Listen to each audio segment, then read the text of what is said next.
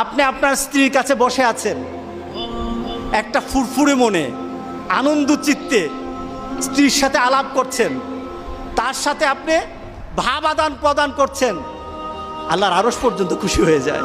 সুবহানাল্লাহ, আল্লাহর আরশ পর্যন্ত খুশি হয়ে যায়। যতক্ষণ পর্যন্ত আপনি এইভাবে আপনার স্ত্রীর সাথে কথা বলতে থাকেন, স্ত্রীর কাছে বসা থাকেন, আপনার আমলনামার মধ্যে সওয়াব লিখতে থাকে। রাসূল পাক সাল্লাল্লাহু আলাইহি সাল্লাম এই কথা বলার পর এক সাহাবী বললেন, ইয়া রাসূলুল্লাহ, স্ত্রীর সাথে একসাথে শুবো, একসাথে ঘুমাবো, একসাথে খাবো, একসাথে তাকে আদর করব, এটা কি সওয়াবের কাজ হতে পারে? রাসূল পাক সাল্লাল্লাহু আলাইহি সাল্লাম বললেন, আচ্ছা তোমার স্ত্রীকে না নিয়ে তুমি যদি আরেকজন স্ত্রীর কাছে বসে থাকো, আছে কিনা? আছে কিনা? মজাই লাগে, উনিও খাইবেন, রেডি থাকেন।